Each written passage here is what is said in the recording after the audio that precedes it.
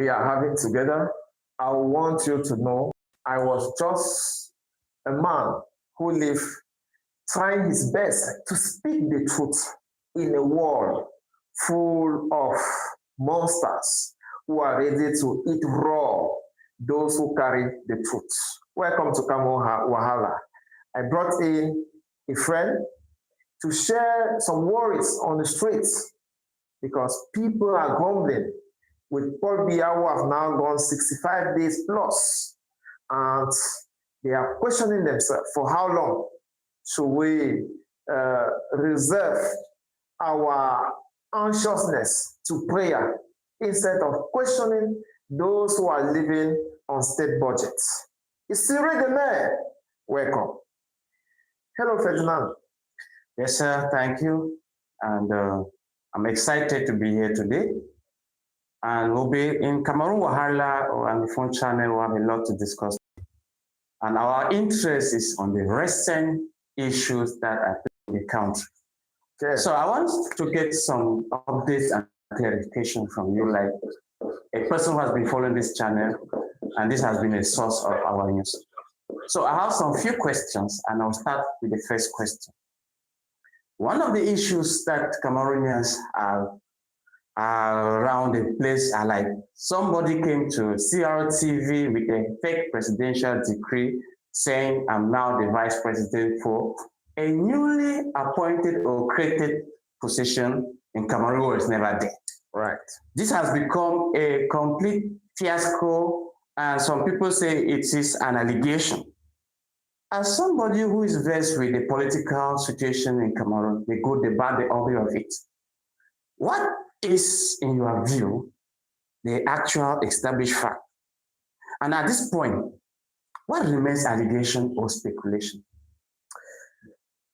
Let me start with the last part of your question. What remains an allegation is the fact that this young man has been sent to prison. Have there shown any proof that he's going to prison? It only came as news. No image, no documentary, nothing.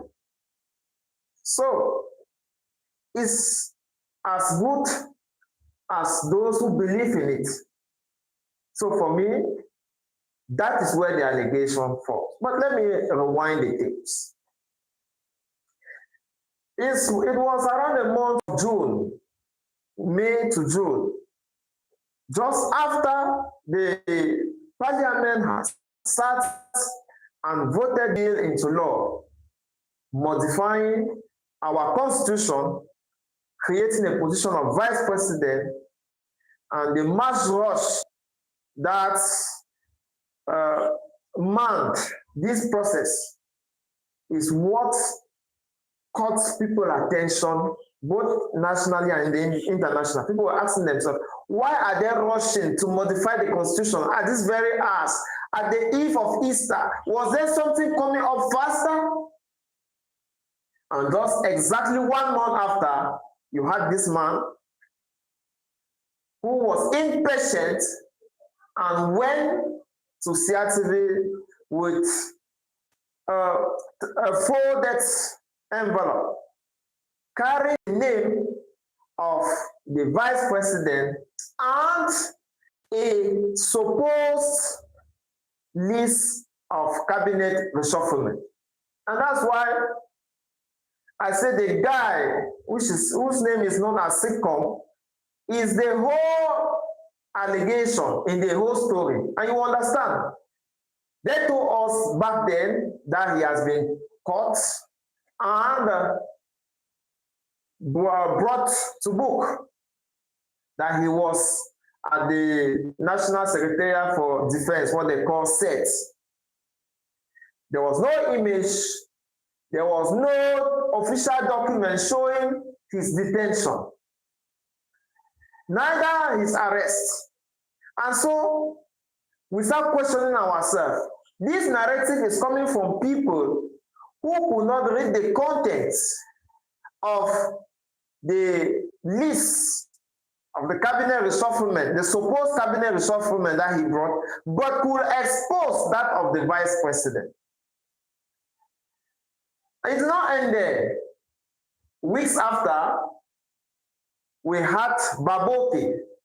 Yes, we'll get to the story okay, the Baboke situation. Now, so stay with the individual, the process throughout. I want to remind you that it is from Paris, from Radio France Internationale in Paris, that a Cameroonian who works there alerts the nation that there has been an infiltrated document that came to CRTV and was not read.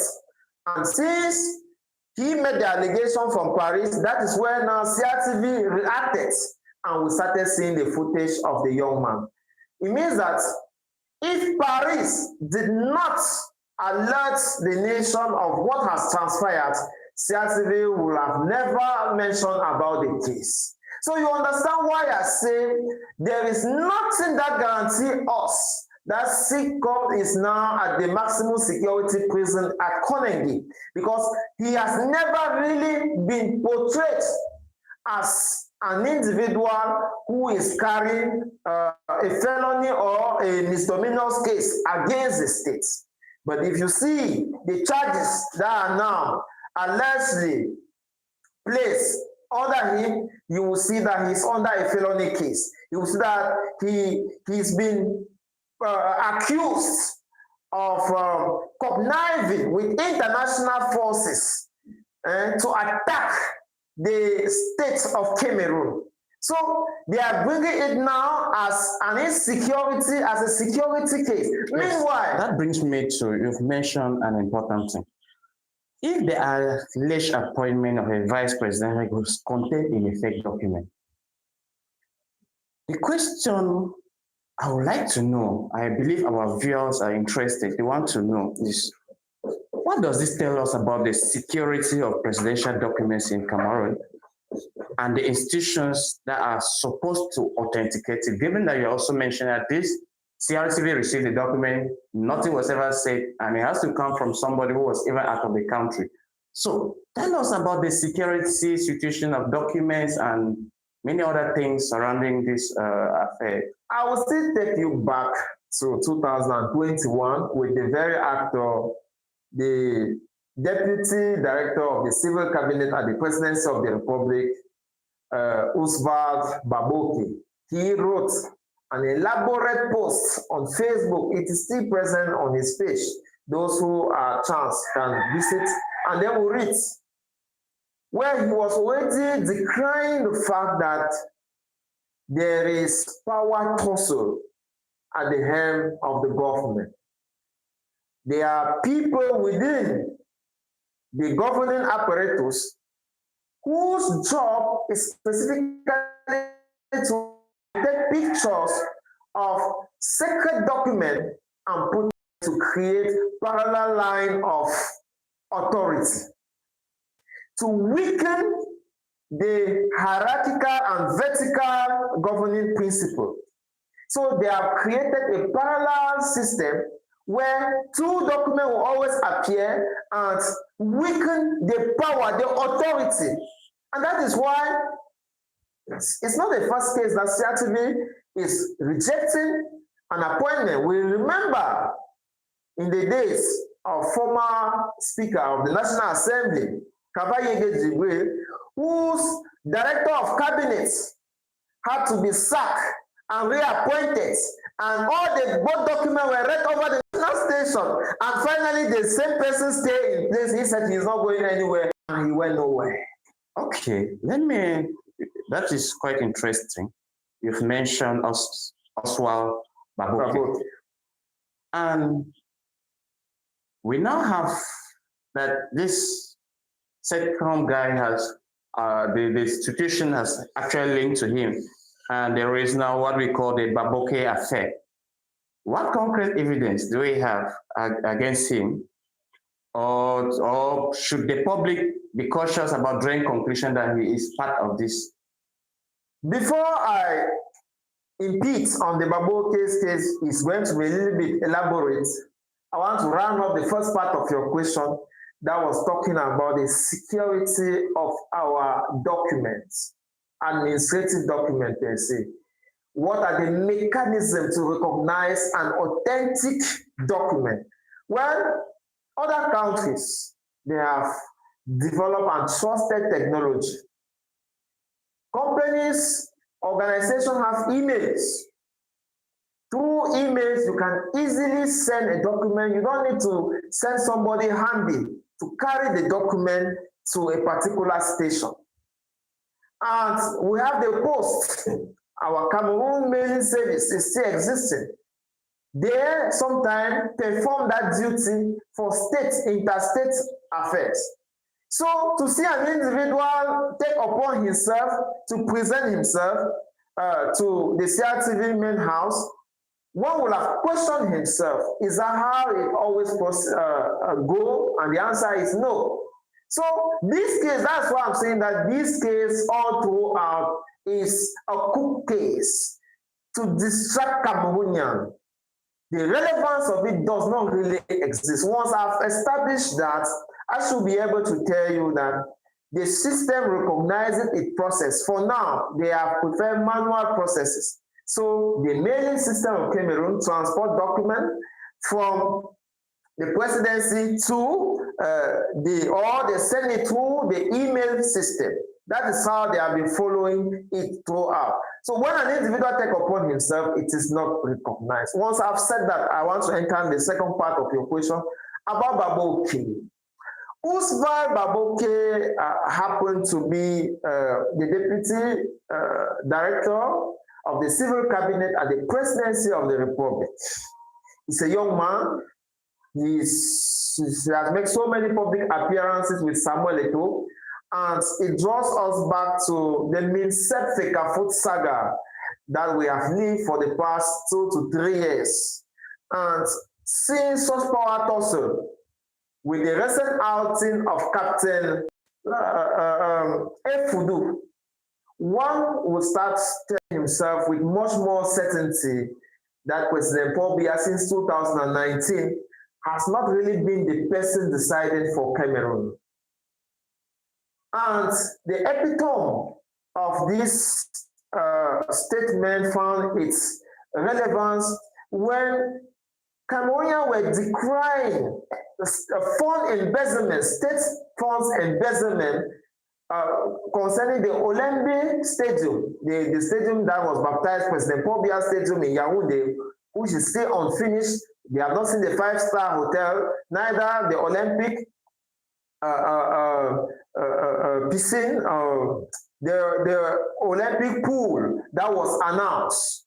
So, and we saw Ferdinand Gongo, who is Secretary General, Minister of State, Secretary General at the Presidency of the Republic, award personnel that were in charge of constructing this stadium and taking care of the COVID-19 most decried embezzles of funds. So at that very moment, we told ourselves that if this recognition can be made to these people, it means that the person who is supposed to censor embezzlement, who is supposed to censor corruption, is no more fully functional.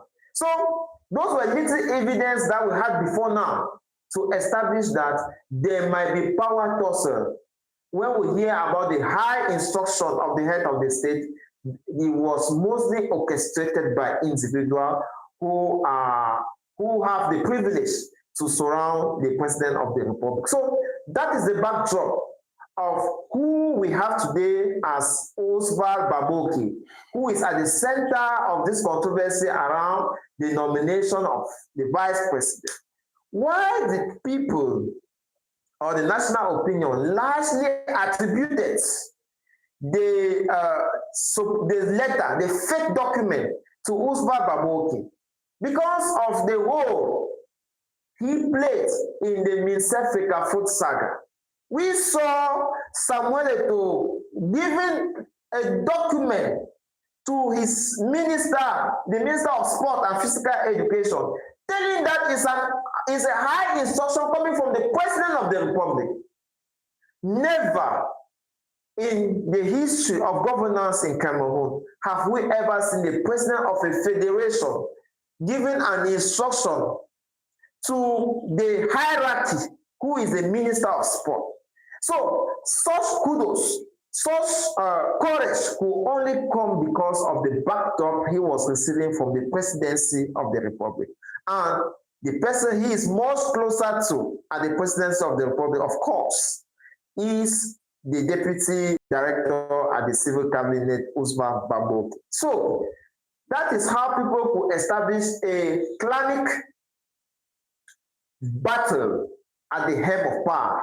One guided by the Baboke's clan and the other led by the Ngongo clan. And the Baboke clan came equally within a context where gold were reported embezzled. 44 ton reported by the commercial agents in Dubai against some, I think, 1.4 ton declared by the Cameroon government. And so the disparity created an animus feeling on Cameroonians. They started questioning themselves about gold. Then they saw the luxurious mansion of Usman Baboki, the lifestyle of his children in Dubai, and equally the kind of flamboyant life that the wife, for example, the car she drove for the 20th May Pass Boulevard in Yaoundé. All those little details now were now assembled to show that with his normal salary and even the sovereign's grants that comes like bonuses every 3 months that the state have put in place for top-ranking officials, they said that even with all that money, it couldn't give him the kind of lifestyle he was living. And so people put all those things together to say, okay, because of X, because of Y, because of Z, this man could be behind such document. So that is how the Usman Baboke finger pointing originated. Thank you for that elaborate explanation and analysis. Please, if you are joining us, thank you. With the Cameroon Wahala, and today we're discussing the current issues. Please like, share, and also comment. We'll be happy to hear your perspective on these issues. Now, before we move to the next current issue in Cameroon, I would like you to tell us a little bit about the need for a vice president, where we have the prime minister who used to seemingly occupy this position, and the future of Cameroon with a vice president and a prime minister, or are they going to remove the prime minister position? I'm just curious, like anybody on the street. So, wow. I want to say that your question is very pregnant. First of all, you may like to accept with me that the debate on the relevance of the vice president is overdone, is overdue, because the bill has been passed into law already. So we cannot change that. It's already established. So whether relevant or not, it is there. Now, what really, the pertinent part of your question, of course, is a picture, an environment where the vice president is appointed and is the prime minister.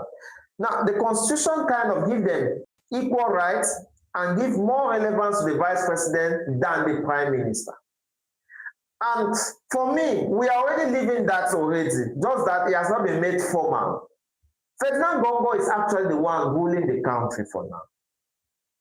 We call that... Is that not an overstatement? Yeah, we can call that an alleged statement. But the truth is that... Allegedly. Yes. The truth is that the prime minister, John Gute, called himself a diplomat and so many other things. But he's a soft mind. He's somebody that can toast. And they mostly appoint people in that position that they can easily toast from. I don't want to deny the charisma of Peter Mafari Musonge or Ephraim Enonim, Philemon Yang, and now John Gute. No, I just want to establish that if these guys had the kind of charisma of somebody like Paul Atanganji, I think sometime we will have had some friction at that level. So this Minister of State, Secretary General of the Presidency, Ferdinand Gongo, performing the duty of a vice president as this SG, was creating some kind of distortion in people's minds, especially people who are versed with administration. They reduced the position of the Prime Minister to inaugurating classroom at Ebogo or go to a new bridge that they have just constructed in Marua. That is what he was performing, or running for peace visit in the southwest or in the northwest. That is practically what they reduced the position of the Prime Minister to. Meanwhile, the 1996 revised constitution gave the Prime Minister the latitude to actually execute, to actually implement the vision of the President of the Republic. So the job, the role that the is actually playing was supposed to be played by the Prime Minister. That is before the modification of the Constitution that took place, I think it was the 30th to the 31st of March 2026. And so, since that date, what the Prime Minister is today doing now reflects what they had wished him to be doing, and sit quiet on things that really matter. All this appointment, they are now saying that is the President of the Republic. I can tell you with much clarity, having followed state things for the past 5 years, Obia cannot be in Geneva or wherever he is in Switzerland and signing documents in Cameroon. It's not possible. He's not the one. It's Ferdinand Gongo who is signing them. And we can see even disparity in the signature. Someone are curved left, some are curved right, and we tell ourselves that if truly it was the same person signing those documents, it will not have those disparities so visible in human eyes. Don't you think that that just makes it more human signature than the auto pen that we have? Of course. Of course, versatile. Those who don't want to adapt with technology always find way to discard anything that can look formal and professional. Okay, we are now moving on to... Cameroon is not a private business. You might want us to jump in. I really want to emphasize there to say that Cameroon is not a private business. And so no business partner we have so many stories will continue doing business with you if you cannot recognize your signature. And so signature is a brand. It's not a joking tool. Allegedly, different people are signing. Okay. Yes. So we're moving to the next story now, which is with respect to Akeremo. Okay. He has been one of those who has been at the forefront of the political landscape in Cameroon. He's a well-known name. And he has raised some questions about the president's prolonged absence, which is also a viral topic on most social media platforms and discussions. And the question is this a fundamental question of the president's health, his fiscal absence and constitutional incapacity or incapability, or just that the system has been designed to function without only that the president has been so savvy that he has set the system to run and run freely. Some people are even allegedly saying that it's a kind of autopilot system, which means everything has been set and Cameroon is functioning at top level. There's no evidence that the president is not there for more than expected. Right. You should know that Cameroonians are in majority, in quote, cowards. No, I won't agree with you. Thank God I'm a Cameroonian. Thank God I put in quotes. Now you will have to unquote it so that it fits your interpretation. But what did I mean? We want to solve our existential problem with prayers and witch hunting. Never in a story of humanity have a people decided to wish for the death of another human being for their own pleasure. Never in the story of humanity have we witnessed such cowardice lifestyle. And that is why I said in quotes, all the noise we are hearing about the absence of the president of the head of state is just because we want to validate our hypothesis in our heads. Is he dead?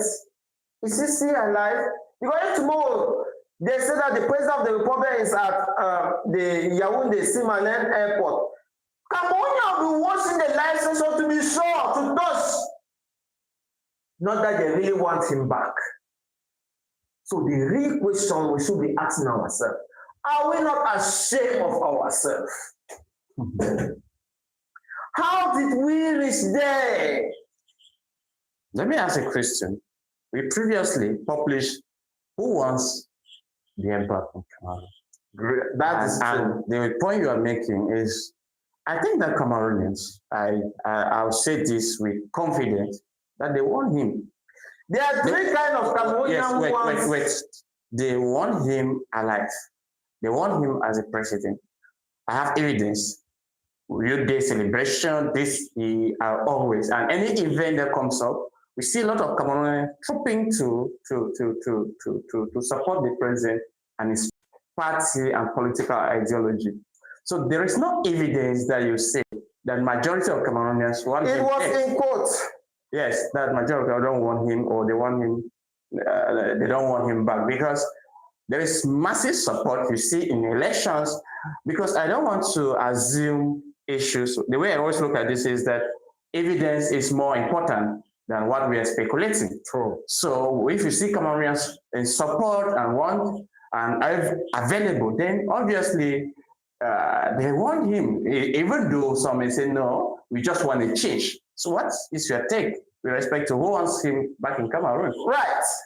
You help us to rewind our tape to take you back to, if you go to the channel, you search, you are going to see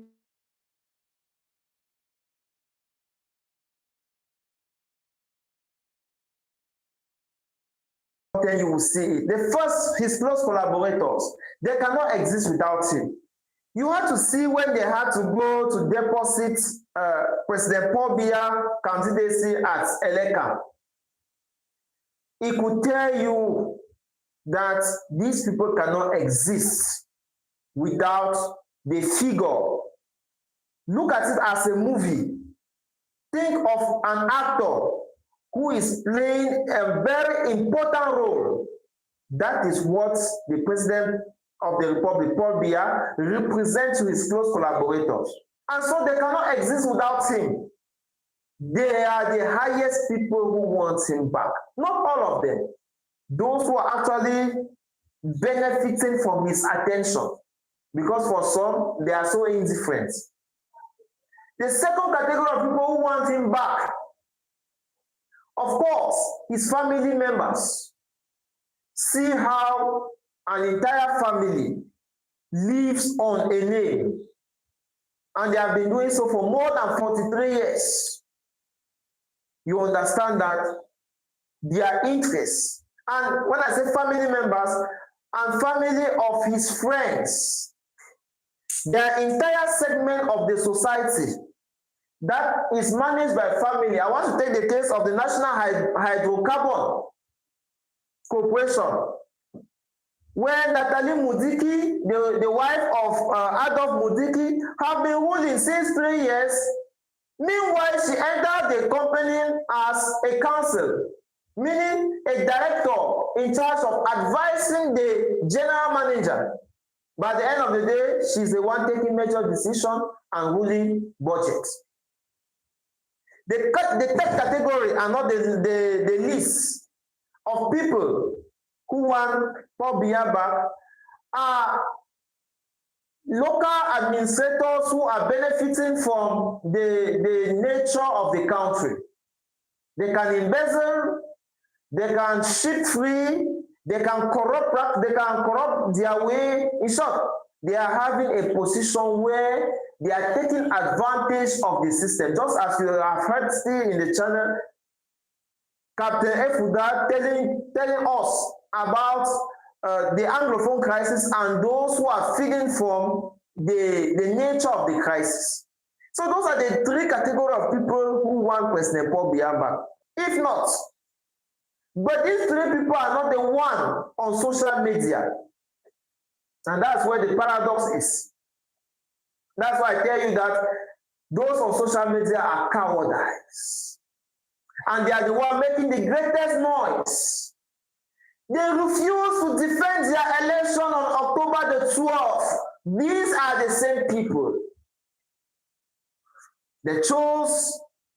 Some chose exile, some chose to stay in their house, some keep bragging that they want to see their children grow up. And how do you think a generation that has betrayed his own mission can actually know peace? There is no peace for a cowardice. I want to push back on that, but before all they have to do is to live as long as possible to taste misery, because brave people are in prison. That's why I started this video by telling you this might be my last video. After this, I might be going to prison or I might be dying. But I will have told you what matters to push forward the country. It's not to stay and be praying that somebody should die. There's no part of our Father in heaven where they mention that somebody should die before you should know happiness. It doesn't exist. It is a human being like you who has worked himself to be ruling the country for 43 years. And the normal question you should be asking yourself, if a human being who even went to the seminary could direct a country for 43 years, what are you doing? So we are running out of time, and I want to, before we end this session for today, I want us to come to Fako. Right. Yes, this is our base, and the CPDM party is reportedly demanding an imperative landslide or landslide victory. What makes Fako a strategically important position for the ruling party? Why are they so much interested that at any time they always want to carry a victory in Fako? And what does this tell us about the opposition party, that they are also in Fako, and for many years now, their activities seems to have not been able to garner the expected enthusiasm of the grassroots or the people who want change to come out in masses and vote for a new political party. Right. I want to contextualize what is happening. Nalova Lyonga on the 8th of August gathered at the Boya Council Hall with top-ranking political leaders of the ruling party, the CPDM. And what caught our attention was the theme under which they were gathering. The talk of an imperative, a narrative of an imperative victory.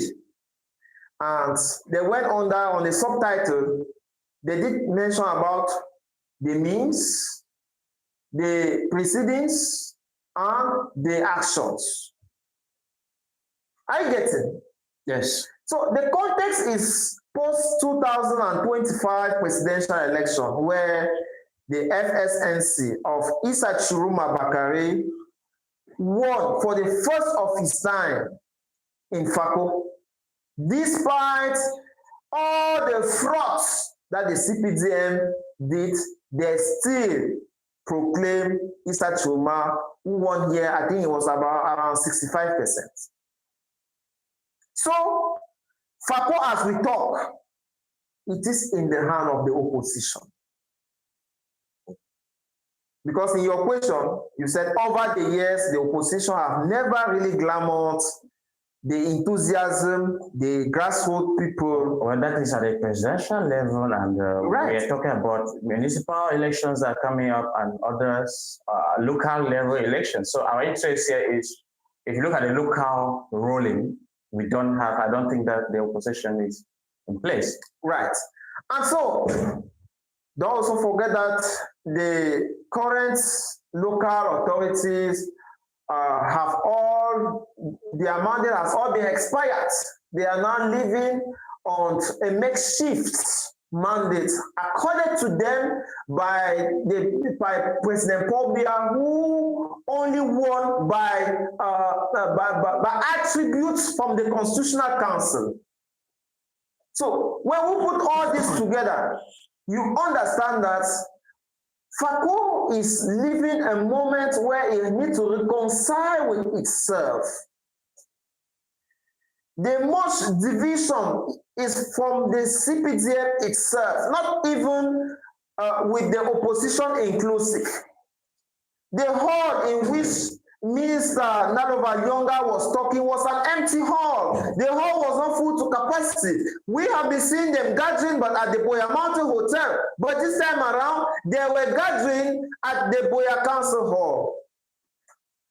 When you put all these things together, you have only one picture: panic.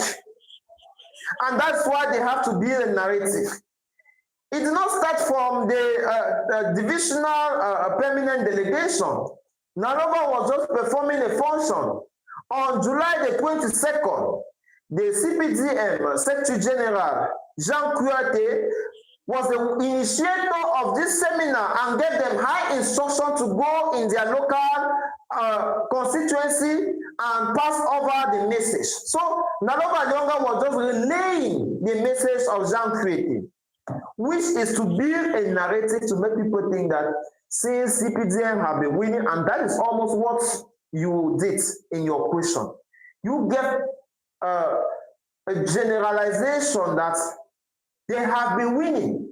They are the one occupying the seats, without even mentioning whether the seats are legally or legitimately occupied by them. Well, as a realist, and that is how they build narrative. That is as a realist. Yes, that is what I'm saying. That is how they build narrative. Now, you know, you are alleged, because I still believe that when you say it is legal or illegal, we have Cameroon has rules and regulation. And if you go by that principle, only the person who has been duly elected or appointed occupies a position. And so on that, that is what I'm basing. I'm not trying to recreate the reality. I'm looking at facts, not allegations, not assumptions, not wishes, not hopes. So that's, I think that I would say confidently that they are in charge of the administration of the council or the municipality or the whole Fako. I will not come back on the fact that the mandate has been expired. Well, the constitution gives the power to the president to do an extension. And the voting, I think, registration is allegedly or be ending on the 31st. The same president who has been out now for 3 months and going to 3 months. So let's come back to serious thing to say that the context is one of panic and of consciousness as well. Is it not just realignment with the facts? No, they are coming to terms with the reality. They are beginning to see that if we change our methods, we are finished. So more violence, more rigging, more collaboration with state independent apparatus like ELECAM, the Constitutional Council, the other people who are engaged in the process. So, but the assurance I can give you, even though you pointed the opposition to be weak, is that Chiruma had no brother in the Northwest and the Southwest. Chiruma did not even have a divisional federation or even a sub-divisional federation anywhere in the Northwest and the Southwest. But they won. They won election clean and clear. What does this tell you? that when the people decide to come out in their number to vote and send the message to their brother in the house to go and vote, they make the job easy. And the CPGM is aware of this. And that's why they are already telling you that as a journalist, while posing the question, make them look as if they were strong. They are not strong, and they know it. They are not strong. They are weak. Well, I think that it has been an interesting discussion. Our viewers are excited, but our time is running out. So there are so many stories that we have not covered. Which one story? I'm giving you the latitude to choose any story that you want to analyze for our viewers and say, take this one while waiting for the next episode. That will be coming up either later in the day or tomorrow. Of course, Captain Efudu, who for some days now has been feeding us with secret stories at the presidency of the Republic, will soon be coming out again for another outing. I'll be breaking the news with you soon. So stay glued to the channel. Don't even lift it an inch. In short, just go back to the belt and click on it so that each time we upload something, it rings on your phone. And so that is the news, the hotcake news I wanted to leave with you before we meet again. Okay, thank you. It has been exciting. And for our viewers, thank you for being there. We would like you to like, share, subscribe, and most importantly, click the notification button so that when we come live, you'll be part of the discussion. Ask your questions so that our analysts will be able to respond to them. And until then, see you tomorrow.